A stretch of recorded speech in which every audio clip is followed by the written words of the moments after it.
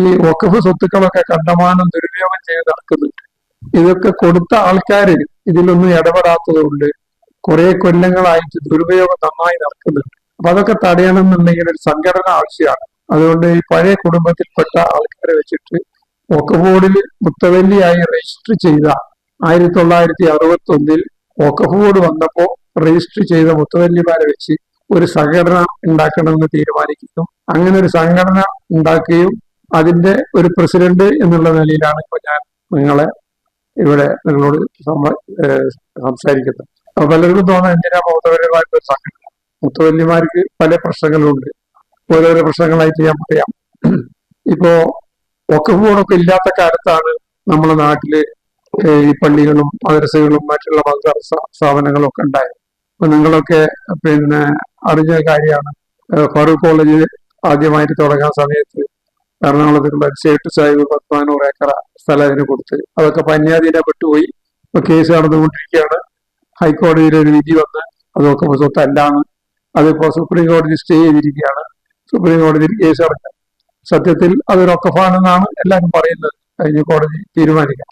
എന്തായാലും അത് ദുരുപയോഗം ചെയ്യുന്നു. ഇപ്പോ ഫറൂഖ് കോളേജിന്റെ മാനേജ്മെന്റ് ആണോ ആരാണെന്ന് അറിഞ്ഞോടെ അത് ദുരുപയോഗം ചെയ്തിട്ടുണ്ട്. അതേപോലെ തന്നെ ഉദാഹരണം പറഞ്ഞതുള്ളൂ. അതേപോലെ തന്നെ മറ്റു പല മതധർമ്മ സ്ഥാപനങ്ങളിലും ദുരുപയോഗം നന്നായിട്ട് ചെയ്യുന്നുണ്ട്. വഖഫ് ബോർഡ് പോലും അതിന് ശരിയായൊരു നടപടി എടുക്കുന്നില്ല. എന്തെങ്കിലും നടപടി എടുക്കാൻ തുടങ്ങുമ്പോൾ അതിൽ രാഷ്ട്രീയ നടപടികൾ നടത്തി അതില്ലാതാവുന്ന ഒരു സ്ഥിതിവിശേഷമാണ്. അപ്പൊ അതിനൊക്കെ തരണം ചെയ്യാനും അതിനൊക്കെ നേരിടാനും വേണ്ടിയിട്ടാണ് ഈ സംഘടന രൂപീകരിച്ചിട്ടുള്ളത്.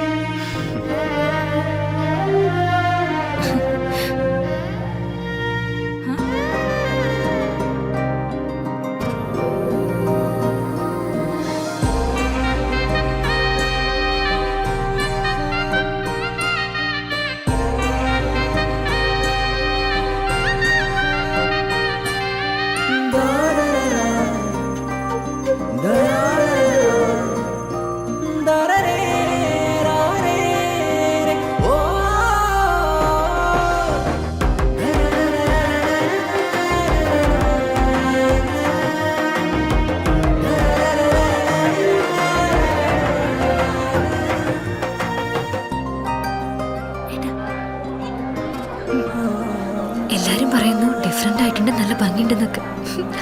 നല്ലതല്ലേ? ഞാനല്ല, സ്വർണം. Safa golden diamonds, different by design.